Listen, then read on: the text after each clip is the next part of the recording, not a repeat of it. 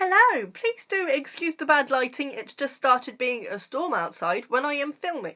Never mind about that. Today I am here to bring you, I don't know if you remember the influential book tag which was around a few years ago. Crystal Lynn, who I will link down below and you should definitely check out because she's absolutely fantastic, recently revived the tag and did her own influential books video, and I thought, you know what, I never actually did that, I'm gonna take the plunge and do it.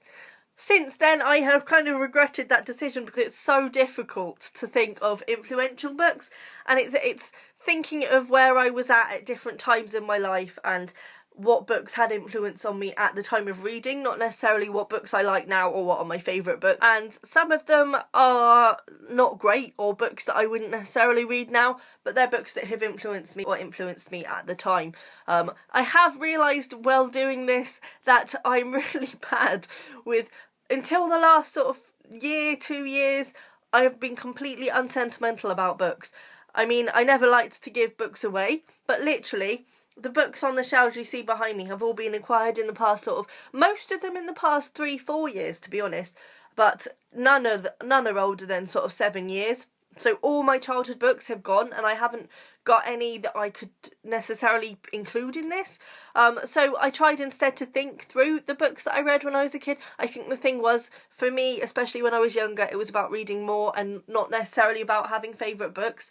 Certainly I wasn't a rereader, so I didn't care in that way, and I mean my mum used to go through my bookshelf and just get rid of the books that she thought I had read without asking me, which is really heartbreaking. So I literally have no childhood books left. I can't show you them.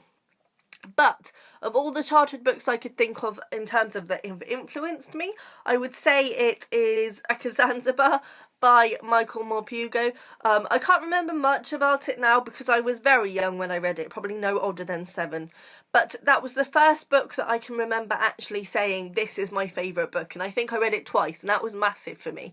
It's basically about a young girl. It's her diary about living on this island, Zanzibar, and how her family sort of copes. There's a sea turtle in there that she sort of has a close relationship with, and also she sort of goes against the grain of being a girl by getting involved in the ships and things like that, and I can't remember a huge deal about it, but I think it's influential for me because it was the first time I had a favourite book, and it was the first time I reread a book as well, which was fantastic. In terms of my childhood, that's really the only book I could say that influenced me, which is really sad, but as I say, it wasn't necessarily about books that I wanted to keep in my life when I was young. It was about reading lots, and because I read so many, they all merge into one and get lost with each other, but never mind. So, big jump now until teenage me picks up Sylvia Plath's Ariel. I'm not a poetry reader. Oh, that's made me go a bit funny. Right, we'll put that down. I'm not a poetry reader, and it surprises me that I'm putting this in here. But the reason that I am is because when I was younger, I used to, well, I still do, keep a notepad with me at all times just to jot down. Well, now I jot down story ideas and things like that. But when I was a teenager, sort of 16 onwards really, I used to just write observations in there. Like, it wasn't angsty poetry. I was a bit past the angsty poetry stage by then, but it was observations about people around me, how I was feeling, things like that. A friend read through it once and said that it really reminded him of Sylvia Plath. Now, I'm not claiming to be Sylvia Plath in any way, shape or form, but I had never heard of her at that point, and I hadn't found anybody who wrote about the things that I was interested in either, in terms of certainly poetry. And so picking up Sylvia Plath, and Ariel is her, I'd say, most well-known collection and probably has her best works in it. She is a very dark poet, and so when I was a teenager, finding this really did influence me, and it made me feel like I had found my place in the world almost, and it made me feel really good about my own writing, because up to then I hadn't really found anybody else who was writing the same types of things as I was, and she sort of gave me something to aim towards. Obviously I don't really write poetry anymore, but she still had that influence, and she still has a special place in my heart. So there's that one. Then I've got Jack Kerouac's On the Road, which I read when I was about 16, 17. And I had a boyfriend who was really obsessed with this and sort of just pushed it on me, basically. And it did change me in a way. I mean, now I've reread it since. I reread it last year or the year before, and really didn't get along with it, to be honest. Like, there was still something in it that I liked, but actually it's very problematic. I've said this before about this book. It is problematic. The treatment of women is just shocking, and also the sort of backstory, the bits that he doesn't put in there that you learn about the beatniks in your own sort of research, is really quite, you know, there's a lot of problems. But when I was young and I read this, I think I literally read it in one sitting.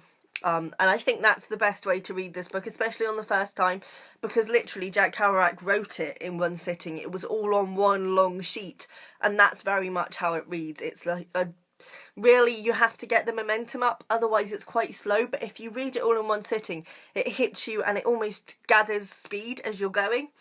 And it was the first book that I'd ever read in one sitting, and it left me breathless at the end, and for weeks I was just going on about this book. And it really opened my eyes to the whole beatnik generation, which I was very fascinated with. It shaped my reading for at least a few years, and it really did influence me for a long while. As I say, it's not something that I would like now, but at the time it was groundbreaking, absolutely groundbreaking.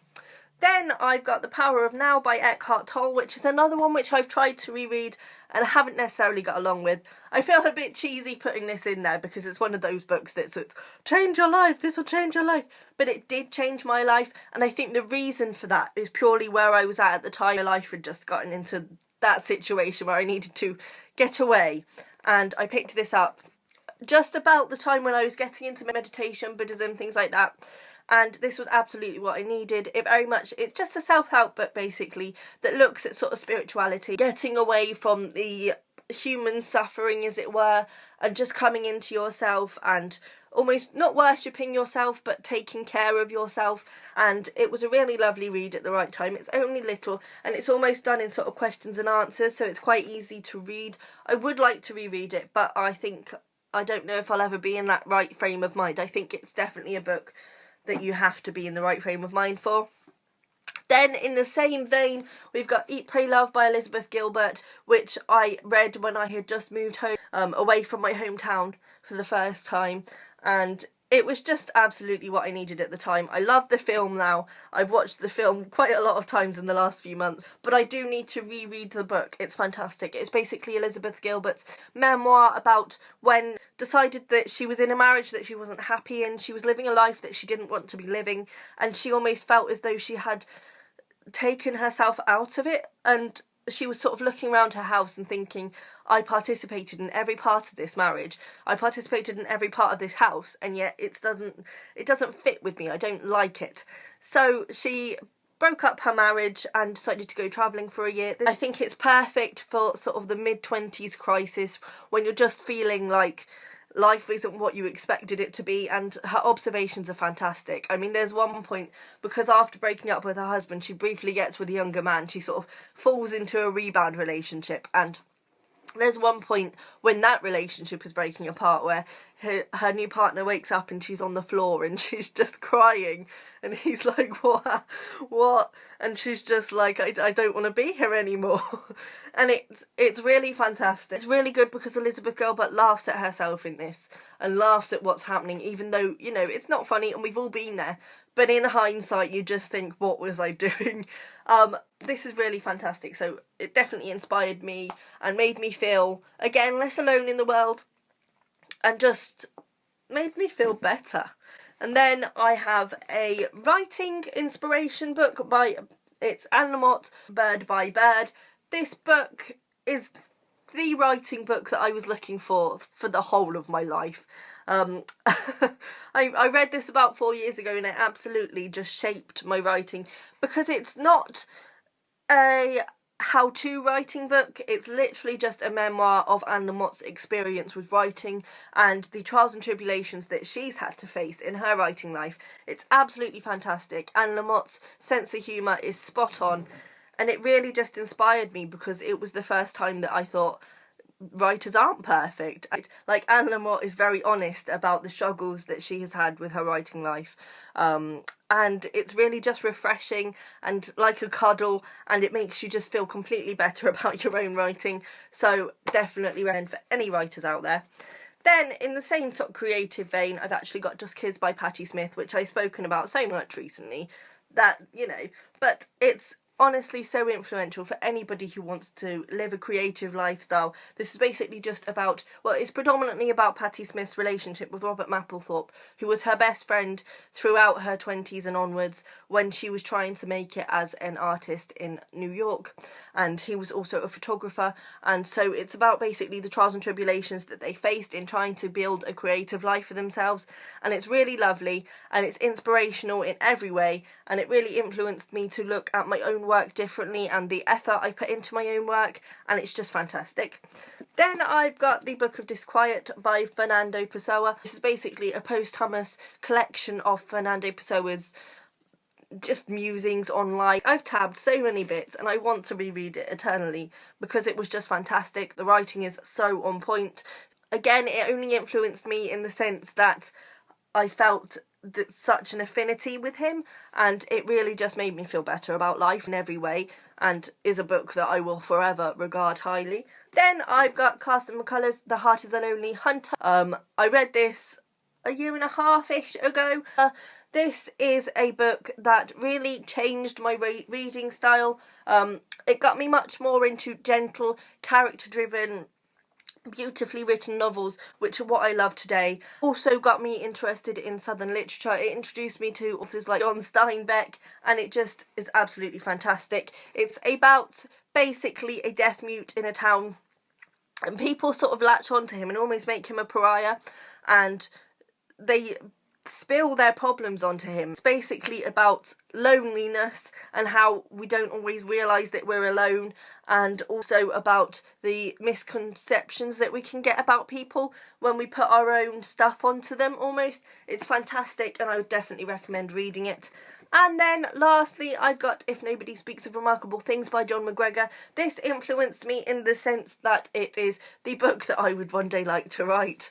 Basically, it's purely the writing style, and this is so fantastic, so lyrical, so strong, that it really is the book that I aspire to in my own writing, and is just an absolutely massive influence on me in that sense. So good. This is about, it's a strange one to describe because it's not really about anything. It's about, well, predominantly, I suppose, plot-wise, you would say it's about an incident that happens on a street. We don't know what it is, but we do know that something's happened. We then go back and get to know every character on the street in little snippets, almost vignettes, and lead up to that incident. And it's just about the little things that happen and the little intricacies that make a life and the way that they really matter. And it's just absolutely gorgeous, and would recommend. So those are my influential books. If anybody hasn't done this tag or didn't do it when it used to be around, I'm not going to tag anybody because obviously a lot of people did this back when it was a thing. But if anybody else wants to do this, please link me to your videos down below. I would love to see them. And yeah, bye.